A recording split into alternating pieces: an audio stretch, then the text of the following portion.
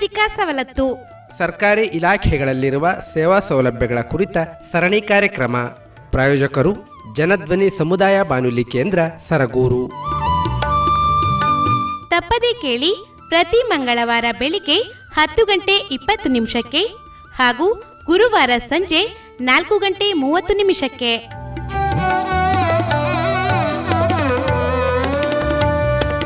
ಪ್ರೀತಿಯ ಕೇಳುಗರಿಗೆಲ್ಲ ನಮಸ್ಕಾರ. ಇದು ಜನಧ್ವನಿ ರೇಡಿಯೋ 90.8 ಕಂಪನಾಂಕದಲ್ಲಿ ಸರಗೂರಿನಿಂದ ಪ್ರಸಾರವಾಗುತ್ತಿರುವ ಮೈಸೂರಿನ ಮೊಟ್ಟಮೊದಲ ಸಮುದಾಯ ರೇಡಿಯೋ. ನಾನು ನಿಮ್ಮ ರೇಡಿಯೋ ಗೆಳೆಯ ಶ್ರೀಕಾಂತ್ ಸರಗೂರು. ಎಂದಿನಂತೆ ತಮ್ಮೆಲ್ಲರಿಗೂ ಸಾಮಾಜಿಕ ಸವಲತ್ತು ಕಾರ್ಯಕ್ರಮಕ್ಕೆ ಆತ್ಮೀಯವಾದ ಸ್ವಾಗತವನ್ನು ಕೋರುತ್ತಿದ್ದೇನೆ. ಪ್ರಿಯ ಕೇಳುಗರೆ, ಇಂದಿನ ಸಾಮಾಜಿಕ ಸವಲತ್ತು ಕಾರ್ಯಕ್ರಮದಲ್ಲಿ ದೇಶದ ಹೆಣ್ಣು ಮಕ್ಕಳ ಹೆರಿಗೆ ಹಾಗೂ ಮಕ್ಕಳ ಆರೈಕೆ ಸಮಯದಲ್ಲಿ ವೇತನ ನಷ್ಟಕ್ಕೆ, ಮಹಿಳೆಯರಿಗೆ ಭಾಗಶಃ ವೇತನ ಪರಿಹಾರ ಮತ್ತು ಸುರಕ್ಷಿತ ಹೆರಿಗೆ, ಉತ್ತಮ ಪೋಷಣೆ ಹಾಗೂ ಆಹಾರ ಪದ್ಧತಿ ಹೊಂದುವಂತೆ ಸಹಾಯ ಮಾಡುವ ನಿಟ್ಟಿನಲ್ಲಿ ಕೇಂದ್ರ ಸರ್ಕಾರ ಜಾರಿಗೆ ತಂದಿರುವ ಯೋಜನೆಗಳಲ್ಲಿ ಒಂದಾದ ಪ್ರಧಾನಮಂತ್ರಿ ಮಾತೃವಂದನಾ ಯೋಜನೆ ಕುರಿತು ಮಾಹಿತಿಯನ್ನು ನೀಡಲು ಈ ದಿನದ ಸಾಮಾಜಿಕ ಸವಲತ್ತು ಕಾರ್ಯಕ್ರಮದಲ್ಲಿ ನಮ್ಮ ಜೊತೆ ಇದ್ದಾರೆ. ಗ್ರಾಮೀಣ ಆರೋಗ್ಯ ಸೇವೆಗಳಲ್ಲಿ ತೊಡಗಿಸಿಕೊಳ್ಳುತ್ತಾ ಈ ಗ್ರಾಮೀಣ ಆರೋಗ್ಯ ಸೇವೆಗಳ ಮಾರ್ಗದರ್ಶಕರಾಗಿ ಹಾಗೂ ನೀತಿ ನಿರೂಪಕ ಸಮಿತಿಯ ಸದಸ್ಯರಾಗಿ ಕೆಲಸವನ್ನು ಮಾಡ್ತಾ ಬರ್ತಿರುವ ಮೈಸೂರಿನ ಡಾಕ್ಟರ್ ಜಿ ಅಚ್ಯುತ್ರವರವರು. ಬನ್ನಿ ಅವರ ಕಾರ್ಯಕ್ರಮಕ್ಕೆ ಸ್ವಾಗತಿಸಿ ಈ ಪ್ರಧಾನಮಂತ್ರಿ ಮಾತೃವಂದನಾ ಯೋಜನೆ ಕುರಿತು ಮತ್ತಷ್ಟು ಮಾಹಿತಿಯನ್ನು ತಿಳಿದು ಬರೋಣ. ಸರ್, ತಮಗೆ ಕಾರ್ಯಕ್ರಮಕ್ಕೆ ಆತ್ಮೀಯವಾದ ಸ್ವಾಗತವನ್ನು ಕೋರ್ತಾ ಇದ್ದೀನಿ ಸರ್. ನಮಸ್ಕಾರ ಸರ್. ಏನಿದು ಸರ್ ಪ್ರಧಾನಮಂತ್ರಿ ಮಾತೃವಂದನಾ ಯೋಜನೆ ಅಂದರೆ? ನೋಡಿ, ಇದು ನಾವು ತುಂಬ ಸೂಕ್ಷ್ಮ ವಿಚಾರ ಮತ್ತು ಅತಿ ಮಹತ್ವದ ವಿಚಾರ ಅಂತ ನಾನು ಭಾವಿಸಿದ್ದೀನಿ. ಮಾತೃ ಅಂದರೆ ಯಾರು? ಮಹಿಳೆ. ಹೌದು. ಮಹಿಳೆ ಮಗಳಾಗಿ, ಸೊಸೆಯಾಗಿ, ತಾಯಿ ಆಗಬೇಕು ಅಲ್ವಾ?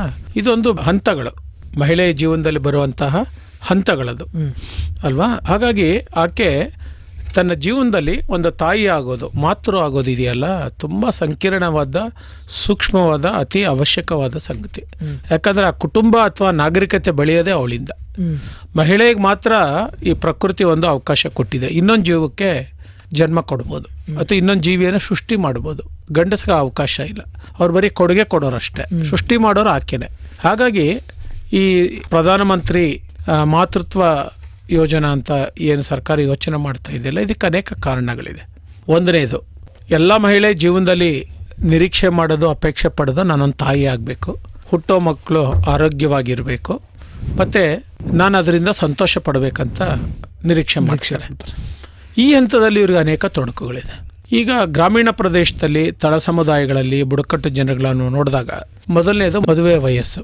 ಇಲ್ಲಿ 18 ವರ್ಷ 6 ತಿಂಗಳಾಗಿರಲೇಬೇಕು ಮದುವೆ ಆಗಬೇಕು ಅಥವಾ ತಾಯಿ ಆಗಬೇಕು ಅಂತ ಕಾನೂನು ಇದ್ರೂ ಸಹಿತ ಅನೇಕ ಬಾರಿ ಇದನ್ನು ಮೀರಿರೋದು ನಾವು ನೋಡ್ತೀವಿ. ಪಾಲನೆ ಮಾಡೋಕ್ಕಾಗದಿರೋ ಕೇಸುಗಳು ನಮಗೆ ಬರ್ತಾ ಇದೆ. ಒಂದು ಪ್ರಾಥಮಿಕ ಆರೋಗ್ಯ ಕೇಂದ್ರದ ವ್ಯಾಪ್ತಿನಲ್ಲಿ ನಾವು ನೋಡಿದಾಗ, ಅಲ್ಲಿ ವಾಸ ಮಾಡ್ತಾ ಇರೋ ಜನರ ಸಂಗತಿಗಳನ್ನ ಗಮನಿಸ ಮಾಡಿದಾಗ, ಮುಖ್ಯವಾಗಿ ಸಂತಾನೋತ್ಪತ್ತಿ ಮತ್ತು ಮಗುವಿನ ಆರೋಗ್ಯ ವಿಚಾರ ಅನ್ನೋದೇ ತುಂಬ ಕ್ಲಿಷ್ಟವಾದದ್ದು. ಇದು ನ್ಯಾಚುರಲ್ ಆಗುವ, ಸಮುದಾಯ ಹಂತದಲ್ಲೇ ಆಗುವಂಥ ಪ್ರಕ್ರಿಯೆಗಳು. ಈಗ ಬೇರೆ ಕಾಯಿಲೆಗಳಿಗಾದರೆ ಅದಕ್ಕೆ ಉಪಶಮನ ಬೇಕು, ಚಿಕಿತ್ಸೆ ಬೇಕು, ಸೌಲಭ್ಯ ಬೇಕು, ಅದು ಬೇರೆ ವಿಚಾರ.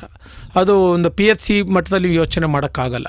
ನೀವು ಸಮುದಾಯ ಆರೋಗ್ಯ ಕೇಂದ್ರನೋ, ತಾಲೂಕು ಆರೋಗ್ಯ ಕೇಂದ್ರನೋ, ಜಿಲ್ಲಾ ಆರೋಗ್ಯ ಕೇಂದ್ರದಾಗ ನೀವು ಯೋಚನೆ ಮಾಡಬೇಕಾಗತ್ತೆ. ಯಾಕಂದರೆ ಆ ಥರದ ಸೌಲಭ್ಯ, ನೈಪುಣ್ಯತೆ, ಪರಿಣಿತಿ ಎಲ್ಲ ಅಲ್ಲಿ ಬೇಕಾಗತ್ತೆ. ಇದು ಹಂಗಲ್ಲ. RCH ಅನ್ನೋದು ಇದೆಯಲ್ಲ, ಸ್ವಾಭಾವಿಕವಾಗಿ ಸಮುದಾಯದ ನೆಲೆಗಟ್ಟಿನಲ್ಲೇ ಆಗುವಂಥ ಒಂದು ಪ್ರಕ್ರಿಯೆ. ಮತ್ತು ಅದೆಲ್ಲ ಆಗುವಂಥದ್ದು ಒಂದು ಪ್ರಕ್ರಿಯೆ ಎಷ್ಟು? 9 ತಿಂಗಳು 9 ದಿವಸ, 10 ದಿವಸ ಅಥವಾ ಒಂದು 15 ದಿನ ಹೆಚ್ಚು ಕಡಿಮೆ. ಅದಾದಮೇಲೆ ಅದಕ್ಕೆ ನಾವು ಗರ್ಭಿಣಿ ಅಂತ ಕರಿತೀವಿ. ಆಮೇಲೆ ಮಗುಗೆ ಜನ್ಮ ಕೊಟ್ಟಾದ್ಮೇಲೆ ಅವಳೇನಾಗ್ತಾಳೆ? ಬಾಣಂತಿ ಆಗ್ತಾಳೆ ಅಲ್ವಾ? ಅವಳ ಆರೋಗ್ಯನೂ ಸೂಕ್ಷ್ಮ, ಹುಟ್ಟಿರೋ ಮಗುವಿನ ಆರೋಗ್ಯನೂ ಸೂಕ್ಷ್ಮ. ಯಾಕಂದರೆ ಹೊಸ ಪ್ರಪಂಚಕ್ಕೆ ಆ ಮಗು ಬಂದಿದೆ. ಮತ್ತು ಮಹಿಳೆ ತನ್ನ ದೇಹದಲ್ಲಿ ಅನೇಕ ಬದಲಾವಣೆಗಳಾಗಿರುತ್ತೆ. ಅದಕ್ಕೂ ಅವಳು ತನ್ನನ್ನು ತಾನು ಒಗ್ಗಿಸ್ಕೋಬೇಕು ಮತ್ತು ಬಲಪಡಿಸ್ಕೋಬೇಕು. ಈಗ ಗರ್ಭಿಣಿ ಆದಾಗ ಮಹಿಳೆ ಅನೇಕ ಇದನ್ನು ಅವಳು ಒಪ್ಕೊಂಡು ಬೇಡದಿರೋದೆಲ್ಲ ಪಡ್ಕೊಂಡಿರ್ತಾಳೆ. ತೂಕ ಜಾಸ್ತಿ ಆಗಿರ್ತಾಳೆ, ಕೊಬ್ಬು ಜಾಸ್ತಿ ಆಗಿರುತ್ತೆ, ಮೈ ಆಕಾರಗಳೆಲ್ಲ ಬದಲಾವಣೆ ಆಗಿಬಿಟ್ಟಿರುತ್ತೆ. ಬಟ್ ಯಾವುದೋ ಅವಳ ಕೈನಲ್ಲಿ ಕಂಟ್ರೋಲ್ ಇರಲ್ಲ. ನಿಜ ತಾನೆ? ಆದರೆ ಬಾಣಂತಿ ಆದಮೇಲೆ ದೇಹ ಏನು ಮಾಡುತ್ತೆ? ಅದನ್ನೆಲ್ಲ ಅದೇ ರಿಪೇರಿ ಮಾಡ್ಕೊಳ್ಳುತ್ತೆ. ಕೊಬ್ಬಿನಾಂಶ ಹೊರಗಡೆ ಹಾಕತ್ತೆ, ಆಕಾರನ ರೀಶೇಪ್ ಮಾಡ್ಕೊಳ್ಳುತ್ತೆ. ಮಗು ಸಲುವಾಗಿ ಅವಳು ಪಥ್ಯ ಆಹಾರನೇ ಸೇವನೆ ಮಾಡಬೇಕು. ಅದರಲ್ಲೂ ಅನೇಕ ಕ್ರಮಗಳಿದೆ. ಆಮೇಲೆ ಒಂದೊಂದು ಪ್ರದೇಶದಲ್ಲಿ ಒಂದೊಂದು ಥರ ಇದೆ, ಒಂದೊಂದು ಜನಾಂಗದಲ್ಲಿ ಒಂದೊಂದು ಥರ ಬಾಣಂತಿ ಆರೈಕೆ ಮಾಡ್ತಾರೆ. ಇವುಗಳೆಲ್ಲ ಒಟ್ಟಾರೆ ನಾವು ನೋಡಿದಾಗ ಮಗು ಹುಟ್ಟಿದ 27ನೇ ದಿನಕ್ಕೆ ಶಿಶು ಮರಣ ಅಥವಾ ತಾಯಿ ಮರಣದ ಪ್ರಮಾಣ ನಮ್ಮಲ್ಲಿ ಜಾಸ್ತಿ ಇತ್ತು. ಆಯಿತಾ, ಹುಟ್ಟಿದಾಗ ಮಗುವಿಗೆ ಕಾಮಾಲೆ ಕಾಯಿಲೆಗಳು ಬಂದಿರೋದು ಸಂಖ್ಯೆಗಳು ಜಾಸ್ತಿ ಇತ್ತು. ಅದು ಎದೆ ಹಾಲು ಕುಡಿಸ್ತಾ ನಿಧಾನಕ್ಕೆ ವಾಸಿಯಾಗೋದು ಕಾಮಾಲೆ ರೋಗ, ಅದಕ್ಕೆ ಟ್ರೀಟ್ಮೆಂಟ್ ಇಲ್ಲ. ಆಯಿತಾ, ಇದು ನಾವು ನೋಡಿದ್ದೀವಿ. ಸೊ ಅದಾದಮೇಲೆ ಇನ್ನು ಕೆಲವು ಬಂದಿರೋಂಥ ಸಂಗತಿಗಳೇನು, ತಾಯಿನೇ ಅಪೌಷ್ಟಿಕವಾಗಿರ್ತಾಳೆ. ಹೌದು. ಹಾಗಾಗಿ ಮಗುವಿನ ಆರೈಕೆ ಮತ್ತು ಬೆಳವಣಿಗೆಯಲ್ಲಿ ಅವಳು ಗಣನೀಯ ಪಾತ್ರ ವಹಿಸಲಿಕ್ಕೆ ಎಷ್ಟೋ ಅವಳಿಗೆ ತೊಡಕುಗಳಿದೆ. ಸೊ ಈ ಅಂಶಗಳನ್ನ ನಾವು ಗಮನಿಸಿದ್ದೀವಿ. ಆಯಿತಾ, ಅದಾದಮೇಲೆ ಆಕೆ ಗರ್ಭಿಣಿ ಇರುವಾಗ, ಬಾಣಂತಿ ಇರುವಾಗ ಏನು ಕೆಲವು ಉಪಚಾರಗಳು ಬೇಕು, ಬೆಂಬಲಗಳು ಬೇಕು. ಈಗಿರುವ ಕೂಡು ಕುಟುಂಬದಲ್ಲಾಗಿದ್ರೆ ಸಿಕ್ಬಿಡತ್ತೆ. ಈಗ ಒಂಟಿ ಕುಟುಂಬಗಳಲ್ಲಿ ಅವಳು ಒಬ್ಬಂಟಿ ಆಗ್ತಾಳೆ. ಅವಳು ಮನೆ ಒಳಗಡೆನೂ ಸಹಾಯ ಸಿಗಲ್ಲ, ಎಷ್ಟೋ ಸಂದರ್ಭಗಳಲ್ಲಿ ನೆರೆಹೊರೆಯಲ್ಲೂ ಸಿಗಲ್ಲ. ಸಿಕ್ಕಿದ್ರು ಅವ್ರು ಅಯ್ಯೋ ಪಾಪ ಅಂತಾರಷ್ಟೇ. ಆದರೆ ಮುಂದುವರೆದು ಸಹಾಯ ಮಾಡುವ ಪ್ರಕ್ರಿಯೆಗಳು ಬೇಕಲ್ಲ ಅವಳಿಗೆ, ಅದು ಸಿಗೋದೇ ಇಲ್ಲ.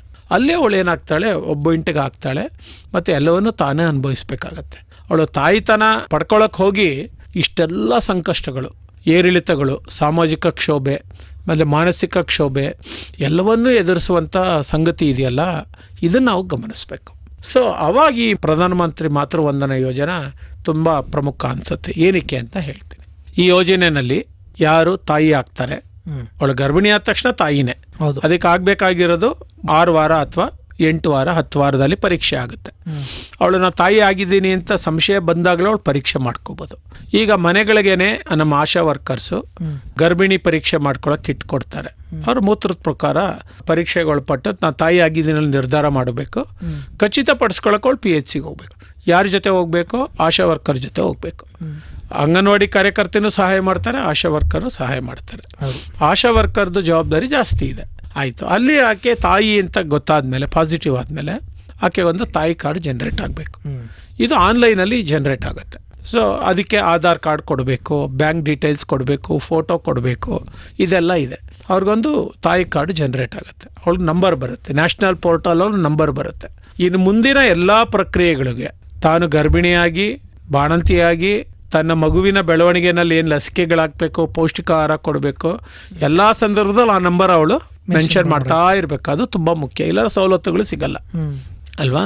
ಸೊ ಇದು ನಾವು ಗಮನ ಮಾಡಬೇಕು. ಮತ್ತು ಅವಳು ತಾಯಿ ಆಗಿದ್ದಾಳೆ ಅಂತ ಗೊತ್ತಾದ ತಕ್ಷಣ ಅವಳಿಗೆ ಮಾತೃತ್ವ ಯೋಜನೆ ಅಂಡರ್ನಲ್ಲಿ ಏನು ಮಾಡ್ತಾರೆ, ಅವಳಿಗೆ ಒಂದು ಗೌರವಧನ ಸಿಗುತ್ತೆ. 3,000 ರೂಪಾಯಿ ಕೊಡ್ತಾರೆ. ಅದು ಅವಳಿಗೆ ಏನಕ್ಕಾಗಿ, ತನಗೆ ತಾನು ಆರೈಕೆ ಮಾಡ್ಕೊಳ್ಳೋಕ್ಕೆ, ಪೌಷ್ಟಿಕ ಆಹಾರ ತಿನ್ನಕ್ಕೆ, ಹಣ್ಣುಗಳು ತಿನ್ನಕ್ಕೆ, ಮನೆಯಲ್ಲಿ ಏನು ಸಿಗೋದಿಲ್ಲ ಇನ್ನೇನು ಆಕೆಗೆ ಬೇಕಾಗತ್ತೆ ಅಥವಾ ಡಾಕ್ಟರ್ ಸಲಹೆ ಮಾಡ್ತಾರೆ, ಅದನ್ನು ಆಕೆ ಪಡ್ಕೊಳ್ಳಿಕ್ಕೆ ಹಣ ಖರ್ಚಾಗಲಿ ಅಂತ, ಮನೆಯವ್ರು ಖರ್ಚು ಮಾಡಲಿ ಅಂತ ಅಲ್ಲ. ಮಗು ಹುಟ್ಟಾಗಿ ಬರ್ತ್ ಸರ್ಟಿಫಿಕೇಟ್ ತೆಗೆದುಕೊಂಡು ಲಸಿಕೆಗೆ ಹೋಗ್ತಿರಲ್ಲ ನೀವು, ಆಗ ಅದನ್ನು ಡಾಕ್ಯುಮೆಂಟೇಶನ್ ಮಾಡಬಲ್ಲಿ 2,000 ಆಕೆಗೆ ಬರುತ್ತದೆ. ಒಟ್ಟು 5,000 ಕೊಡ್ತಾ ಇದ್ದಾರೆ. ಒಂದೇ ಮಗು ಕೊಡೋದು, ಮೊದಲನೇ ಮಗು ಅಷ್ಟೇನೆ. ಎರಡನೇ ಮಗು ಅವಳು ಮತ್ತೆ ಇದಾದ್ಲು ಅಂತ, ಗರ್ಭಿಣಿ ಆದ್ಲು ಅಂತ ಇಟ್ಕೊಳ್ಳೋಣ. ಆ ಸಂದರ್ಭದಲ್ಲಿ ಏನಾದ್ರು ಹೆಣ್ಮಗು ಹುಟ್ಟಿತು ಅಂದರೆ ಅದಕ್ಕೆ ಕೊಡ್ತಾರೆ. ಅದಕ್ಕೆ ಇನ್ಸ್ಟಾಲ್ಮೆಂಟಲ್ಲಿ ಕೊಡಲ್ಲ. ಮಗು ಹುಟ್ಟಬೇಕು, ಅದರ ಜನನ ಪ್ರಮಾಣ ಪತ್ರ ತೊಗೊಂಡೋಗಿ ಕೊಡಬೇಕು, ಲಸಿಕೆ ಹಾಕಿಸ್ಬೇಕು, ಒಂದೇ ಕಂತಿನಲ್ಲಿ ಅಷ್ಟು ಹಣವನ್ನು ಕೊಡ್ತಾರೆ. ಆಯಿತಾ, ಆವಾಗ 6,000 ಕೊಡ್ತಾರೆ. ಇದು ಉದ್ದೇಶ ಏನಂತ ಹೇಳಿದ್ರೆ, ನಮ್ಮಲ್ಲಿ ಒಂದು ಸಾಮಾಜಿಕ ಪಿಡುಗಿದೆ. ಏನಂದರೆ, ಲಿಂಗತ್ವ ಪರೀಕ್ಷೆ ಮಾಡಿಕೊಂಡು ಅದರಲ್ಲಿ ಹೆಣ್ಮಗು ಇದ್ರೆ ಬೇಡ, ಅದನ್ನು ತಿರಸ್ಕಾರ ಮಾಡುವನ್ನುವ ಧೋರಣೆಗಳಿಂದಾಗಿ ಈಗ ಲಿಂಗ ಅನುಪಾತದಲ್ಲಿ ತಾರತಮ್ಯ ಆಗಿ ಅನುಪಾತದಲ್ಲಿ ತುಂಬ ಸಮಸ್ಯೆ ಇರೋದು ನಾವು ನೋಡ್ತಾ ಇದ್ದೀವಿ. ಅದನ್ನು ತಡೆಗಟ್ಟಬೇಕು ಅಂತ. ಈಗ ಯಾವ ಮಗು ಹುಟ್ಟಿದ್ರು ಅವಳು ತಾಯಿ ಆಗ್ತಾಳೆ. ಅವಳಿಗೆ ಯಾವ ಮಗು ಹುಟ್ಟಿದ್ರೂ ಬೇಕು. ಆದರೆ ಅವಳಿರುವ ವಾತಾವರಣ ಮತ್ತು ಸಂದರ್ಭದಲ್ಲಿ ಏನಾಗ್ಬಿಡುತ್ತೆ, ಒತ್ತಡ ತಂದ್ಬಿಟ್ಟು ಗಂಡು ಮಗುನೇ ಬೇಕು, ಹೆಣ್ಮಗುನೇ ಬೇಕು ಅನ್ನೋ ಒತ್ತಡ ಹಾಕಿದಾಗ ಅದು ಅವಳ ಕೈನಲ್ಲಿ ಇಲ್ಲ. ಯಾಕಂದರೆ ಕಾಂಟ್ರಿಬ್ಯೂಟರ್ಸ್ ಬೇರೆ, ಇವಳು ಬರೀ ಪಡ್ಕೊಂಡಿರೋದಷ್ಟೇನೆ ಅಲ್ವಾ. ಅವಳಲ್ಲಿ ಅಸಹಾಯಕಳಾಗ್ತಾಳೆ.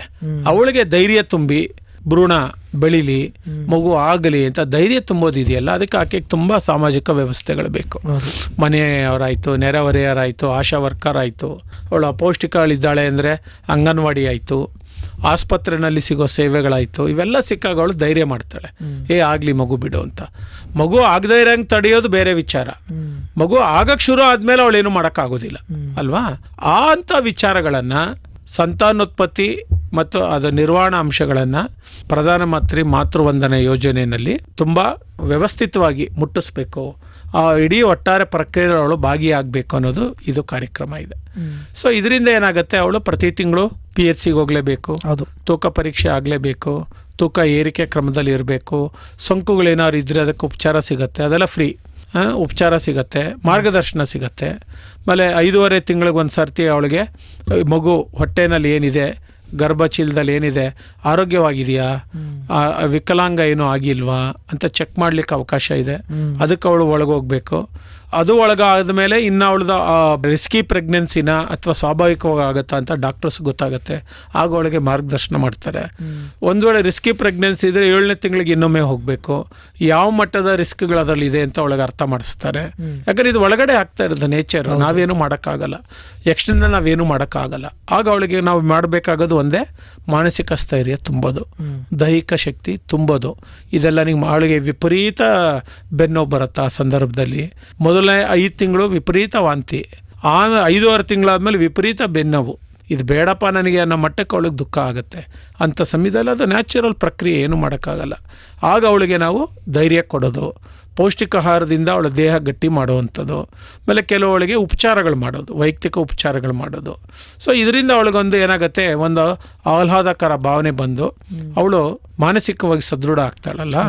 ಆ ಪ್ರಕ್ರಿಯೆಗಳನ್ನು ಗಟ್ಟಿ ಮಾಡೋದು ಮಾತೃವಂದನಾ ಯೋಜನೆಯ ಉದ್ದೇಶ. ಯಾಕಂದರೆ ಸರಿಯಾದ ಪ್ರಮಾಣದಲ್ಲಿ ಅವಳಿಗೆ ಪೌಷ್ಟಿಕ ಆಹಾರ ಸಿಗಬೇಕು. ಅದು ಅಂಗನವಾಡಿ ಮುಖಾಂತರ ಅವಳಿಗೆ ಸಿಗ್ತದೆ. ಇಷ್ಟು ತಿಂಗಳು ಕೊಡಬೇಕು ಅಂತ ಇದೆ, ಆಯಿತಾ, ಅಷ್ಟು ತಿಂಗಳು ಅವಳಿಗೆ ಸಿಗತ್ತೆ, ಆಯಿತಾ. ಆಮೇಲೆ ಅವಳಿಗಾದ್ಮೇಲೆ ಮಗು ಕೊಡೋಕ್ಕೆ ಶುರು ಮಾಡ್ತೀವಿ.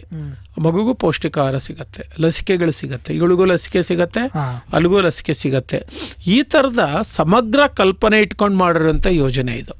ಮೊದಲೆಲ್ಲ ಇದೇನಾಗ್ತಾ ಇತ್ತು, ಜನನಿ ಸುರಕ್ಷಾ ಯೋಜನೆಯ ಪ್ರಯೋಜನಗಳೆಲ್ಲ PHC ಹಂತದಲ್ಲಿ ಕೊಡ್ತಾ ಇದ್ವಿ. ಅದು ಕೆಲವರು ಸಿಗ್ತಿತ್ತು, ಕೆಲವರು ಸಿಗ್ತಾ ಇರಲಿಲ್ಲ. ತುಂಬ ಅದ್ರ ಬಗ್ಗೆ ದೂರುಗಳಿತ್ತು. ಈಗೇನು ಮಾಡಿದ್ದಾರೆ, ಆಧಾರ್ ಸೀಡೆಡ್ ಬ್ಯಾಂಕ್ ಅಕೌಂಟ್ಗೆ ಅದು ಬರೋಂಗೆ ಮಾಡಿಬಿಟ್ಟಿದ್ದಾರೆ. ಸೊ ಹಂಗಾಗಿ ಅಲ್ಲಿ ಪಾರದರ್ಶಕತೆ ಇದೆ, ಮ್ಯಾನಿಪುಲೇಟಿವ್ಗೆ ಅವಕಾಶ ಇಲ್ಲ. ಸೊ ಹಾಗಾಗಿ ಎಲ್ಲೆಲ್ಲಿ ಏನೇನು ಆಗ್ತಾ ಇದೆ ಅನ್ನೋದನ್ನೆಲ್ಲ ಅವರ ಆ್ಯಪ್ ಮುಖಾಂತರ ತಿಳ್ಕೊಳ್ಳೋಕೆ ಅವಕಾಶ ಇದೆ.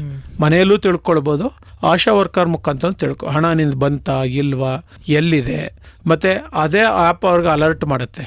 ಇವರು ಇಂಥ ಲಸಿಕೆಗೆ ಹೋಗಬೇಕು, BCG ಮಾಡಿಸ್ಬೇಕಾ, ಇನ್ನೊಂದು ಲಸಿಕೆ ಹಾಕಬೇಕಾ, ಹೆಪಟೈಟ್ B ಹಾಕಬೇಕಾ ಅಂತ ಅದೇ ಹೇಳುತ್ತೆ. ಇವ್ರು ಅಲರ್ಟ್ ಮಾಡಿಕೊಂಡು ಅವ್ರು ಕರ್ಕೊಂಡು ಹೋಗ್ತಾರೆ ಎಲ್ಲಿಗೆ, PHCಗೆ. ಅಲ್ಲೆಲ್ಲ ಅವ್ರಿಗೆ ಉಚಿತವಾಗಿ ಸೇವೆಗಳು ಸಿಗತ್ತೆ. ಅದನ್ನೇ ಇವರು ಹೊರಗಡೆ ಮಾಡಿಸ್ಕೊಳ್ತೀನಿ ಅಂದರೆ ₹1,000 ಖರ್ಚಿದೆ. ಒಂದು ಲಸಿಕೆ ಸೈಕಲ್ ಮುಗಿಸೋಷ್ಟೊಳಗೆ 25,000 ಖರ್ಚಾಗತ್ತೆ. ಒಂದೊಂದು ಸ್ಕ್ಯಾನಿಂಗು ಮತ್ತೊಂದು ಮಾಡಿಸ್ಕೊಳ್ತೀವಿ ಅಂದರೆ 8,000 10,000 ಖರ್ಚಾಗತ್ತೆ. ಪ್ಯಾಥಾಲಜಿಗೆಲ್ಲ ಸಿಕ್ಕಾಪಟ್ಟೆ ಖರ್ಚು ಬರುತ್ತೆ. ಅದನ್ನೆಲ್ಲ PHC ಹಂತದಲ್ಲಿ ಅಥವಾ ಕಮ್ಯುನಿಟಿ ಸಮುದಾಯ ಕೇಂದ್ರಗಳ ಹಂತದಲ್ಲಿ ಉಚಿತವಾಗಿ ಮಾಡ್ತಾ ಇದ್ದಾರೆ. ಕೆಲವೊಮ್ಮೆ ರಿಯಾಯಿತಿ ದರದಲ್ಲೂ ಇರುತ್ತೆ. ಸೊ ಈ ಅಂಶಗಳನ್ನ ಈ ಜನ ಅರ್ಥ ಮಾಡ್ಕೊಳ್ಬೇಕು. ಸೊ ಹಾಗಾಗಿ ಇದಕ್ಕೆ ಯಾರು ಫಲಾನುಭವಿಗಳಾಗ್ತಾರಪ್ಪ ಅಂತ ಹೇಳಿದ್ರೆ, ಒಂದು SC ST ಕುಟುಂಬಗಳು ಎಲ್ಲರೂ ಯಾರು ಬೇಕಾದ್ರೂ ಆಗ್ಬೋದು. ಮತ್ತು ವಿಶೇಷ ಚೇತನರು 40%ಗಿಂತ ಕಡಿಮೆ, ಅದಕ್ಕಿಂತ ಜಾಸ್ತಿ ಇದ್ದರೆ ಆ ದಿವ್ಯಾಂಗರಿಗೆಲ್ಲ ಇದೆ. BPL ಕಾರ್ಡ್ ಯಾರು ಹೊಂದಿದಾರೋ ಅವ್ರಿಗಿದೆ. ಆಮೇಲೆ ಪ್ರಧಾನಮಂತ್ರಿ ಆಯುಷ್ಮಾನ್ ಭಾರತ್ ಕಾರ್ಡ್ ಯಾರಿದೆ ಅವರೆಲ್ಲ ಆಗಲಿಕ್ಕೆ ಅವಕಾಶ ಇದೆ. ಮತ್ತು ಮಹಿಳೆಯರಲ್ಲಿ ಶ್ರಮ್ ಕಾರ್ಡ್ ಅಂತ ಇದೆ, ಕೆಲವು ಕಾರ್ಮಿಕರಿಗೆ ಕಾರ್ಮಿಕ ಇಲಾಖೆಯಿಂದ ಕೊಟ್ಟಿರ್ತಾರೆ, ಆ ಕಾರ್ಡ್ ಇರೋರೆಲ್ಲ ತಗೊಳ್ಬೋದು. ಆಮೇಲೆ ಮಹಿಳೆಯರು ಯಾರಿಗೆ ಕಿಸಾನ್ ಸಮ್ಮಾನ್ ಯೋಜನೆ ಅಡಿ ನೆರವು ಸಿಗ್ತಾ ಇದೆ ಅವರೆಲ್ಲ ತಗೊಳ್ಬೋದು. MG ನರೇಗಾ ಅಡಿಯಲ್ಲಿ ಕೂಲಿ ಕಾರ್ಮಿಕರ ಕಾರ್ಡ್ ಇದ್ದರೆ ಅವರೆಲ್ಲ ಪಡ್ಕೊಳ್ಬೋದು. ಅದೇ ರೀತಿ ಮಹಿಳೆಯರ ಕುಟುಂಬದ ವಾರ್ಷಿಕ ಆದಾಯ 8 ಲಕ್ಷಕ್ಕಿಂತ ಕಡಿಮೆ ಇದ್ದರೆ ಅವರೆಲ್ಲ ಪಡಿಬೋದು. ಮತ್ತು ಇನ್ನೊಂದು ಮುಖ್ಯವಾಗಿ ಯಾರು ನಮ್ಮ ಗರ್ಭಿಣಿ ಬಾಣಂತಿ ಆಗ್ತಾರಲ್ಲ, ಅಂಗನವಾಡಿ ಟೀಚರ್ಸು, ಸಹಾಯಕರು, ಆಶಾ ವರ್ಕರ್ ಸಹಿತ ಇದರಲ್ಲಿ ಪಡ್ಕೊಳ್ಳಿಕ್ಕೆ ಅವಕಾಶ ಇದೆ. ಸೊ ಇದನ್ನು ನಾವು ಗಮನ ಮಾಡಬೇಕು.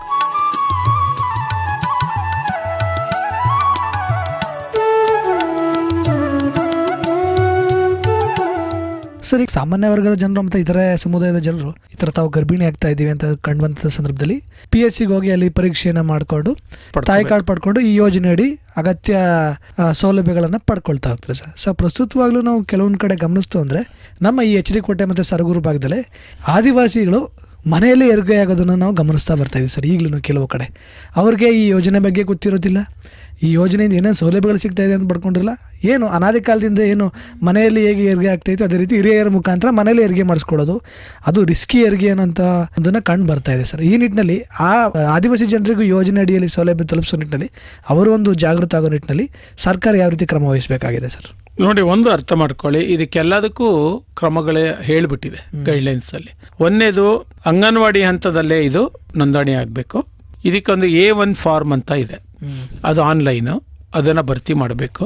ಅದಕ್ಕೆ ಫೋಟೋ, ಆಮೇಲೆ ಆಧಾರ್ ಕಾರ್ಡು, ಬ್ಯಾಂಕ್ ಡೀಟೇಲ್ಸ್ನ ಹಾಕಬೇಕು, ಮತ್ತು ನಿಮ್ಮ ರೇಷನ್ ಕಾರ್ಡ್ ಹಾಕಬೇಕು, ಇದು ಗೊತ್ತಿರಲಿ.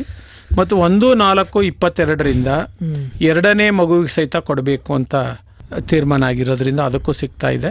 ಆಮೇಲೆ ಮೊದಲು ಗಂಡನ ಆಧಾರ್ ಕಾರ್ಡ್ ಬೇಕಂತ ಇತ್ತು, ಈಗ ಅದಿಲ್ಲ. ಈಗ ಬುಡಕಟ್ಟು ಜನರಲ್ ಹಾಗೆ ಆಗತ್ತೆ, ಅವನ್ನೆಲ್ಲ ಹೊಟ್ಟೋಗ್ಬಿಟ್ಟಿರ್ತಾನೆ, ಅವ್ನು ಸಿಗೋದೇ ಇಲ್ಲ, ನೋಂದಣಿ ಮಾಡ್ಕೊಳಕ್ಕಾಗಲ್ಲ, ದಾಖಲಾತಿ ಸಮಸ್ಯೆ. ಸೊ ಅದಕ್ಕೆ ಇಲ್ಲಿ ಇದಿಲ್ಲ. ಮತ್ತೆ ಇದರಲ್ಲಿ ತುಂಬಾ ಮುಖ್ಯ ಏನಪ್ಪಾ ಅಂತ ಹೇಳಿದ್ರೆ ಸಮುದಾಯ ಅಂಗನವಾಡಿ ಕಾರ್ಯಕರ್ತೆ, ಆಶಾ ಕಾರ್ಯಕರ್ತೆಯರ ಪಾತ್ರ ತುಂಬಾ ಮುಖ್ಯ. ಹೌದು, ಮುಖ್ಯವಾಗಿ ನೋಂದಣಿ ಮಾಡೋದು, ಆಮೇಲೆ ಅದಕ್ಕೆ ಬೇಕಾದ ಅಧಿಕೃತ ದಾಖಲೆಗಳನ್ನ ಅಪ್ಲೋಡ್ ಮಾಡೋವಂಥದ್ದು. ಆಮೇಲೆ ಆರೈಕೆ ವಿಚಾರ ಬಂದಾಗ ಪ್ರಾಥಮಿಕ ಆರೋಗ್ಯ ಕೇಂದ್ರದ ಜೊತೆ ನಿಕಟ ಸಂಪರ್ಕ ಇಟ್ಕೊಳ್ಳೋದು. ಈಗ ಎಷ್ಟು ಸತಿ ಹೋಗೋದೇ ಇಲ್ಲ. ಈಗ ಲಸಿಕೆ ಆಗೋಕ್ಕೆ ಬುಧವಾರ ಬಾದ್ರೆ ಇವ್ರು ಬುಧವಾರ ಹೋಗೋಕ್ಕಾಗಲ್ಲ, ಇಲ್ಲ ಸ್ತ್ರೀ ರೋಗ ತಜ್ಞರು ಗುರುವಾರ ಬರ್ರಿ ಅಂದರೆ ಇವ್ರು ಇನ್ನೊಂದು ದಿನ ಹೋಗ್ತಾರೆ. ಸೊ ಈ ಥರದ ಸಂದರ್ಭದಲ್ಲಿ ಅವ್ರಿಗೆ ಸರಿಯಾದ ಮಾಹಿತಿ ಕೊಟ್ಟು ಅವರಿಗೆ ನಾವು ಸಹಕಾರ ಮಾಡೋಕ್ಕೆ, ಸಹಾಯ ಮಾಡಲಿಕ್ಕೆ ವ್ಯವಸ್ಥೆ ಮಾಡೋದು, ಇದು ನಮಗೆ ಗೊತ್ತಿರಲಿ. ಮತ್ತೆ ಇದ್ರಲ್ಲಿ ಫಲಾನುಭವಿ ಆಗ್ಲಿಕ್ಕೂ ಸಹಿತ 18 ವರ್ಷ 7 ತಿಂಗಳು ಆಗಿರಲೇಬೇಕು ದಾಖಲೆಗಳ ಪ್ರಕಾರ, ಇಲ್ಲ ಅಂದ್ರೆ ಇದರಲ್ಲಿ ಅವರಿಗೆ ಸಹಾಯ ಸಿಗಲ್ಲ. ಆಮೇಲೆ ಹುಟ್ಟಿದ ಮಗು ಇವತ್ತಿಂದ ನೀವು ಹೇಳ್ತಿದ್ರಲ್ಲ 270 ದಿನದ ಒಳಗಡೆ ನೋಂದಣಿ ಮಾಡ್ಕೋಬಹುದು. ಈಗ ಮನೆಯಲ್ಲೇ ಆಗಿದೆ ಅಂದ್ರೂ ಸಮಸ್ಯೆ ಇಲ್ಲ, ಆಶಾ ವರ್ಕರ್ ನೋಡ್ತಾರೆ, ಅಂಗನವಾಡಿ ವರ್ಕರ್ ನೋಡ್ತಾರೆ. ಆ ಮಗು ಹುಟ್ಟಿದ 270 ದಿನ ಅಂದ್ರೆ ಎಷ್ಟು ದಿನ ಆಯ್ತು? ಆಲ್ಮೋಸ್ಟ್ 9 ತಿಂಗಳು ಆದರೂ ಪರವಾಗಿಲ್ಲ, ನೋಂದಣಿ ಮಾಡ್ಕೊಳ್ಳೋಕೆ ಅವಕಾಶನ ಕಲ್ಪಿಸಿದ್ದಾರೆ. ಹಾಗಾಗಿ ಯಾರು ಇದರಿಂದ ಬಿಟ್ಟೋಗ್ತಾರೆ ಅಂತ ಇಲ್ಲ. ಮತ್ತೆ ಆಶಾ ವರ್ಕರ್ಸು ಅಷ್ಟೇನೆ, ಇವರೇನು ಸುಮ್ಮನೆ ಮಾಡಲ್ಲ, ಇವ್ರಿಗೊಂದು ಚಿಕ್ಕ ಪ್ರೋತ್ಸಾಹಧನವನ್ನು ಸರ್ಕಾರ ಫಿಕ್ಸ್ ಮಾಡಿದೆ. ಅದು ಅಂಗನವಾಡಿ ವರ್ಕರ್ ಇರಲಿ ಅಥವಾ ಆಶಾ ಕಾರ್ಯಕರ್ತೆ ಇರಲಿ. ಈಗ 30 ದಿನದ ಒಳಗಡೆ, ಅವಳು ಗರ್ಭಿಣಿಯಾದ 30 ದಿನದ ಒಳಗಡೆ ಎಲ್ಲ ದಾಖಲೆಗಳನ್ನ A1 ಫಾರ್ಮೆಟಲ್ಲಿ ಅಪ್ಲೋಡ್ ಮಾಡಿದ್ರೆ ಅವರಿಗೆ ಮೊದಲನೇ ಮಗುಗೆ ಮೊದಲನೇ ಇನ್ಸ್ಟಾಲ್ಮೆಂಟು 150 ರೂಪಾಯಿ ಬರುತ್ತೆ, 2ನೇ ಇನ್ಸ್ಟಾಲ್ಮೆಂಟು 100 ರೂಪಾಯಿ ಬರುತ್ತೆ. ಆಯ್ತಾ? ಸೊ ಇದು ನಮಗೆ ಗೊತ್ತಿರಬೇಕು. ಸೊ ಯಾರ್ದು ಬಿಯಾಂಡ್ ಏನೋ 30 ದಿನಕ್ಕಿಂತ ಜಾಸ್ತಿ ಆದಮೇಲೆ ಮಾಹಿತಿ ಬರುತ್ತಲ್ಲ, ಅವ್ರುಗಳಿಗೂ ಸಹಿತ ಕೊಡ್ತಾರೆ, ಆದರೆ 50 ರೂಪಾಯಿ ಕಡಿಮೆ ಆಗುತ್ತೆ. ಒಟ್ಟು ಒಂದು ಮಗುವಿಂದ 250 ರೂಪಾಯಿ ಆಶಾ ವರ್ಕರ್ ಅಥವಾ ಅಂಗನವಾಡಿ ಕಾರ್ಯಕರ್ತೆಗೆ ಪ್ರೋತ್ಸಾಹಧನ ಅಂತ ಸಿಗುತ್ತೆ. ಅದಕ್ಕೆ ಇನ್ಸೆಂಟಿವ್ ಅಮೌಂಟ್ ಅಂತ ನಾವು ಕರಿತೀವಿ. 2ನೇ ಮಗು ಅದು ಹೆಣ್ಣಾದರೆ ಮಾತ್ರ, ಆಯಿತಾ, ಒಟ್ಟಿಗೆ ಕೊಡ್ತಾರೆ. ಮೊದಲನೇ 30 ಡೇಸ್ ಇದರಲ್ಲಾದರೆ 250 ರೂಪಾಯಿ, 30 ದಿನ ಆದಮೇಲೆ ಆದರೆ 100 ರೂಪಾಯಿ ಅಂತ ಮಾಡಿದ್ದಾರೆ. ಅಂದರೆ ಬೇಗ ಆಸ್ಪತ್ರೆ ಜೋಡಣೆ ಆಗಲಿ, ಆಸ್ಪತ್ರೆ ಸಂಪರ್ಕ ಆಗಲಿ ಅನ್ನೋದು ಉದ್ದೇಶ ಅಷ್ಟೇ. ಒಂದು PHC ವ್ಯಾಪ್ತಿನಲ್ಲಿ ನೋಡಿದ್ರೆ ಒಂದು 50 ಜನ ಗರ್ಭಿಣಿಯರು ಇರ್ತಾರೆ, 50 ಜನ ಬಾಣಂತಿಯರು ಇರ್ತಾರೆ, ಇನ್ನು 50 ಜನ ಲ್ಯಾಕ್ಟೇಟಿಂಗ್ ಇನ್ಯಾವುದೋ ಮದರ್ಸ್ ಇರ್ತಾರೆ. ಅವ್ರುಗಳಿಗೆ ಏನೇನು ಸೇವೆ ಕೊಡಬೇಕು ಅಂತ ಅವ್ರು ಪ್ಲ್ಯಾನ್ ಮಾಡ್ಕೋಬೇಕಲ್ಲ, ಇದರಿಂದ ಅದು ಸಾಧ್ಯ ಆಗುತ್ತೆ. ಹಾಗಾಗಿ ಪ್ರಧಾನಮಂತ್ರಿ ಮಾತೃತ್ವ ಯೋಜನೆ ಏನಿದೆಯಲ್ಲ, ಆ ಮಾತೃತ್ವವನ್ನು ಪಡ್ಕೊಳ್ಳಿಕ್ಕೆ ಹೆಣ್ಣಿಗೆ ಹಕ್ಕು ಅಧಿಕಾರ ಏನಿದೆಯಲ್ಲ, ಆ ಸ್ಥಿತಿಸ್ಥಾಪಕತ್ವಕ್ಕೆ ಇದು ತುಂಬ ಸಹಾಯಕಾರಿಯಾಗಿದೆ. ರಿಸಲಯನ್ಸ್ ತುಂಬ ಮುಖ್ಯ ಇದರಲ್ಲಿ. ಮತ್ತು ಅವಳು ನಾನು ಅಬಲೆ, ನನಗೆ ತೊಂದರೆ ಇದೆ ಅಂತ ದುಃಖ ಪಡೋ ಅವಶ್ಯಕತೆ ಇಲ್ಲ.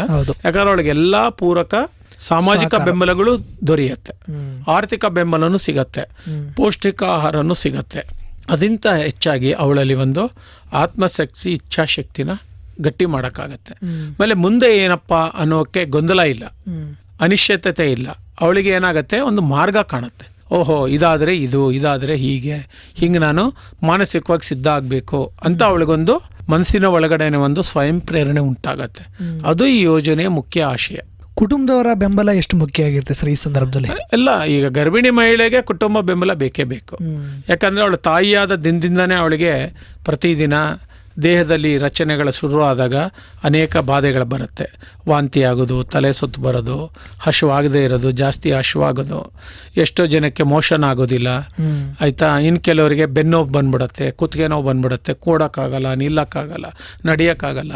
ಆಗ ಅವರು ಯಾರ ಜೊತೆ ಏನಾದರೂ ಹೇಳ್ಕೋಬೇಕು, ಯಾರ್ದಾದ್ರೂ ಒಂದು ಪ್ರೀತಿ ಸಿಗಲೇಬೇಕು, ಆರೈಕೆ ಸಿಗಲೇಬೇಕು. ಆಮೇಲೆ ಅದನ್ನು ಅವರು ನಿರ್ವಹಿಸ್ಲಿಕ್ಕೆ ಅವರಿಗೆ ಇಚ್ಛಾಶಕ್ತಿ ಬರುವಂಥದ್ದು. ಹಾಗಾಗಿ ಮನೆಯವರ ಪಾತ್ರ ತುಂಬ ಮುಖ್ಯ. ಸೊ ನನಗೆ ಕೇಳಿದ್ರೆ 45 ವರ್ಷ ಇಲ್ಲ ಅಂದ್ರೆ ಮಹಿಳೆ ತಾಯಿನೇ ಆಗಬಾರ್ದು. ಯಾಕಂದರೆ ಒಟ್ಟೋ ಮಕ್ಕಳೆಲ್ಲ ಏನಾಗ್ಬಿಡ್ತಾರೆ, ಅಂಡರ್ ವೆಯ್ಟ್ ಆಗಿಬಿಡ್ತಾರೆ, ತೂಕ ಕಡಿಮೆ ಆಗುತ್ತೆ, ಮಾಲ್ನರಿಶ್ ಆಗಿಬಿಡುತ್ತೆ. ರೀಸೆಂಟಾಗಿ ಒಂದು ಮಗು ನೋಡಿದೆ ನಾನು ಒಂದು ಕಡೆ, 1.2 ಕಿಲೋ ಇದೆ, ಅಂಗಗಳೇ ಬೆಳೆದಿಲ್ಲ. ಆ ತಾಯಿಗೆ ಇದೇನು ಅಂತಾನೆ ಗೊತ್ತಿಲ್ಲ ಅಂತ ಹುಡುಗಿ ಅವಳು. ಸೊ ಇಡೀ ಆಸ್ಪತ್ರೆಯವರು ಏನು ಹೇಳಿದ್ರು ಅವಳು ಏನು ಕೇಳಿಸ್ಕೊಂತ ಇಲ್ಲ. ಸೊ ಆಪರೇಷನ್ ಮಾಡಿ ತೆಗೆದ್ರು, ಚಳಿ ಬಂದ್ಬಿಡ್ತು, ಆಯ್ತು. ಮತ್ತೆ ಅವಳಿಗೆ ಶಾಖ ಕೊಟ್ಟರು, ಏನೋ ಮಾಡಿದ್ರು. ಆಮೇಲೆ ನೋಡೋ 4 ದಿನ ಆದಮೇಲೆ ಆ ಮಗು ಉಳಿಲೇ ಇಲ್ಲ. ಅದು ಉಳಿಲಿಕ್ಕೂ ಒಂದು ಬೇಸಿಕ್ ಶಕ್ತಿ ಬೇಕು ತಾನೆ. ಹೌದು. ಸೊ ಅದು ಸಿಗಬೇಕು ಅಂದರೆ ಮೊದಲು ಇವಳೊಳಗಡೆ ಶಕ್ತಿ ಇರಬೇಕು ಮತ್ತು ಅದಕ್ಕೆ ಪೂರಕ ವಾತಾವರಣ ಆಕೆನಲ್ಲಿ ಇರಬೇಕು. ಸೊ ಅದಿಲ್ಲ ಅಂತ ಹೇಳಿದ್ರೆ ತಾಯಿ ಆಗಕ್ಕೆ ಹೋಗಬಾರ್ದು, ಅದನ್ನು ಮುಂದಕ್ಕೆ ಹಾಕಬೇಕು. ಮುಂದಕ್ಕೆ ಹಾಕೋದೇ ಬೇರೆ ಪ್ರಕ್ರಿಯೆ. ಅದಕ್ಕೆ ಇವೆಲ್ಲ ಸಂಗತಿಗಳಿಂದ ನಾವೇನು ಮಾಡ್ತಾ ಇದ್ದೀವಿ ಅಂದರೆ ಸಂತಾನೋತ್ಪತ್ತಿ ಮತ್ತು ಮಗುವಿನ ಆರೋಗ್ಯ, ರೀಪ್ರೊಡಕ್ಷನ್ ಆ್ಯಂಡ್ ಚೈಲ್ಡ್ ಹೆಲ್ತ್ ಅಂತ RCH ಒಳಗಡೆ ತಂದುಬಿಟ್ಟಿದ್ದೀವಿ. ಸೊ ಹಾಗಾಗಿ ಇದೇ ಈಗ PSCಗಳಲ್ಲಿ ಆಗ್ತಾ ಇರುವ ದೊಡ್ಡ ಕಾರ್ಯಕ್ರಮ ಅಂತ ನಾನಾರು ಭಾವಿಸಿದ್ದೇನೆ. ಸರ್, ಒಟ್ಟಾರೆಯಾಗಿ ಹೆಣ್ಣು ಮಕ್ಕಳು ಒಂದು ಈ ಮಾತೃತ್ವವನ್ನು ಪಡೆಯೋ ಸಂದರ್ಭದಲ್ಲಿ ಅದು ಗರ್ಭಿಣಿ ಹಾಲು ಆಗಿರ್ಬೋದು ಮತ್ತು ಬಾಣಂತಿಯ ಅಲ್ಲಿ ಸಂದರ್ಭದಲ್ಲಿ ಇನ್ನೊಂದು ಅಂಶ ಇದೆ ಶ್ರೀಕಾಂತ್ ಅವರೇ.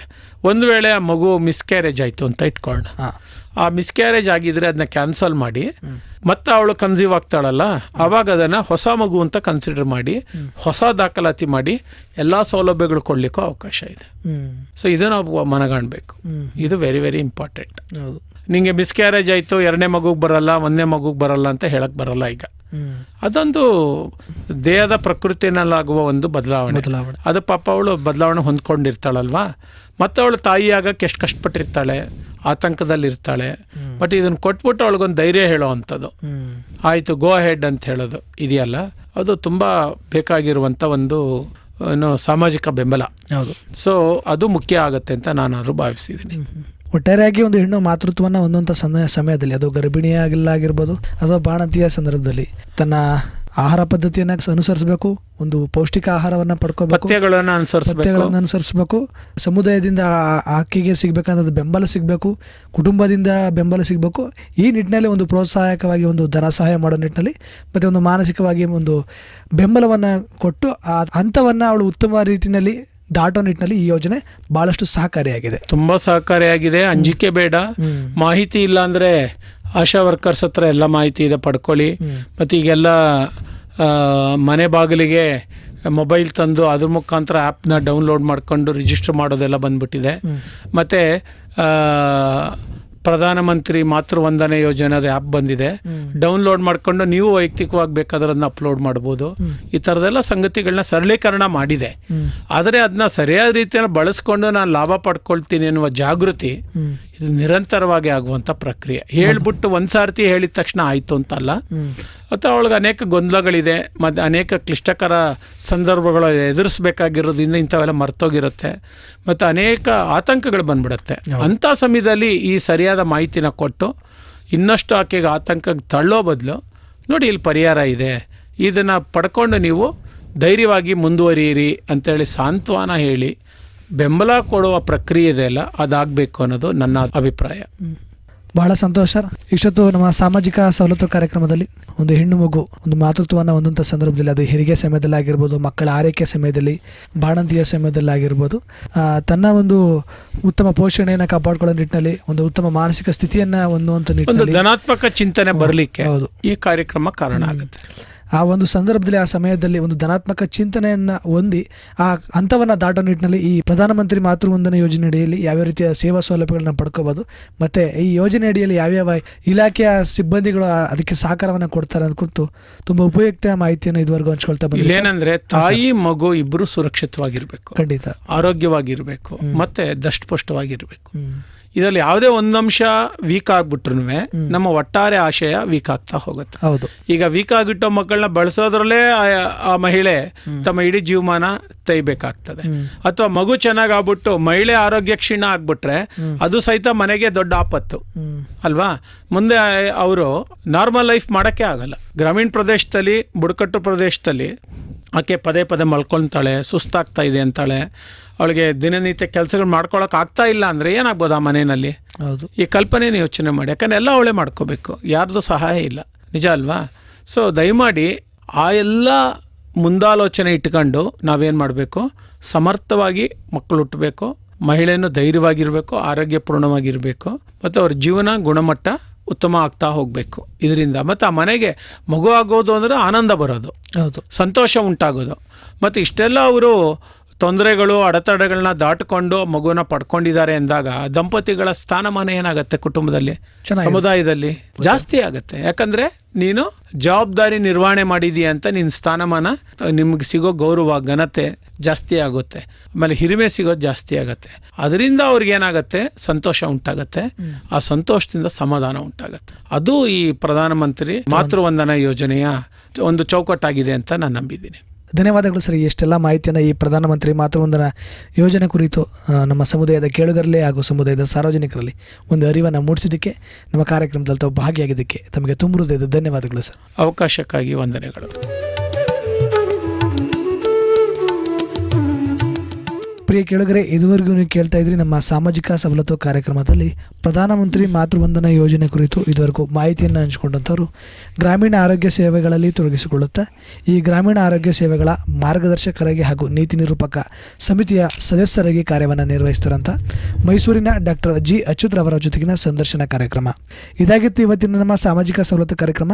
ಮತ್ತೆ ಮತ್ತೊಂದು ಕಾರ್ಯಕ್ರಮದಲ್ಲಿ ಮತ್ತೊಂದು ಯೋಜನೆಯ ಸಮಗ್ರ ಮಾಹಿತಿಯೊಂದಿಗೆ ತಮ್ಮನ್ನು ಮತ್ತೆ ಭೇಟಿಯಾಗ್ತೀನಿ. ಅಲ್ಲಿಯವರೆಗೂ ಕೇಳ್ತಾ ಇರಿ ಜನಧ್ವನಿ. ಇದು ನಿಮ್ಮ ಧ್ವನಿ, ನಿಮ್ಮೂರ ಧ್ವನಿ, ಜನರ ಧ್ವನಿಯಾದ ಜನಧ್ವನಿ. ನಮಸ್ಕಾರ.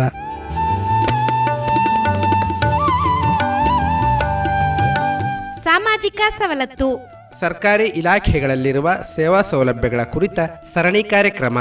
ಪ್ರಾಯೋಜಕರು ಜನಧ್ವನಿ ಸಮುದಾಯ ಬಾನುಲಿ ಕೇಂದ್ರ ಸರಗೂರು.